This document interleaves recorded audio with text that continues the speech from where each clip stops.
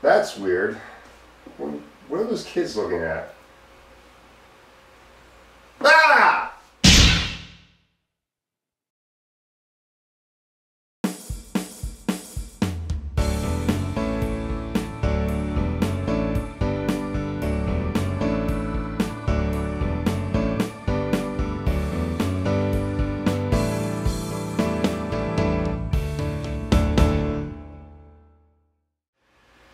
Sinister 2, directed by Ciaran Froy, written by Scott Derrickson and Robert Cargill. Scott Derrickson directed the first Sinister movie, and now he's going to be directing Doctor Strange, which is why he's not directing this movie.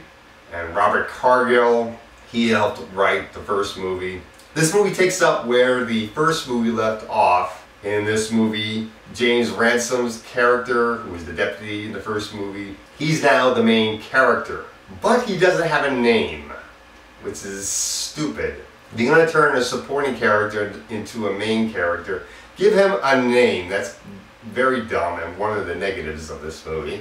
He's on a crusade to prevent the next family from being killed by a demon in this movie, Bagul. He's burning down the houses where a family was killed in hopes of preventing the next family from being killed. But when he gets to one of the homes, he finds out that a family is already living there, a single mother and her 2 boys. So now he has to find a way to prevent this family from getting murdered and protect them from the single mother's abusive husband. And that's pretty much our movie. So the positives. James Ransom is a pretty good main character, even though he's a bit goofy, very much like Don Knotts' character from Mayberry, but in a charming way. Then you have Shannon Sosserman, who plays the single mother in the movie. She's very good as well, and they have pretty good chemistry. But then you have the abusive husband, who's very much like a cartoon villain. And then we have the kids in this movie. The 2 main boys are the main boy, who's named Dylan in the movie. He is a bit uneven when he's forced to watch these scary movies by the ghost kids of families that Bagul helped kill by making a child from each family kill them. He is scared to watch them and he doesn't like watching them, but he doesn't get so scared that he pisses in his pants. He only gets that scared when he sees his abusive father. So that is a bit uneven. Then you have his brother, who's very much a bully.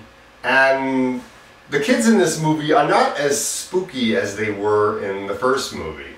Except for maybe one of the kids. There's a redheaded boy that looks a bit creepy, so I did kind of like him. And the lead one reminds me very much of the character known as, I think, Jebediah from the Children of the Corn. Yeah, this movie takes a lot from the Stephen King franchise known as Children of the Corn, which is not a very good place to take inspiration from.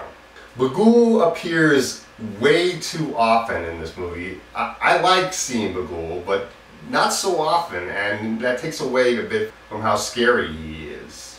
And the first movie was very subtle about showing him. This movie, he shows up very often, and how the family could be murdered is spoiled right in the first scene of the movie. So that's very dumb. Where in the first movie, it lets you figure it out how the family could get murdered. It didn't really tell you to the very end. With this one, it just tells you. There's no mystery in that, and it takes away from the suspense. There was some suspense, but not as much as there was in the first movie. This movie was scary, but not as scary as the first movie. So it's really not that good, and I'd say pretty much it's a rental. I'll give this movie a C, and that's all I gotta say for Sinister 2.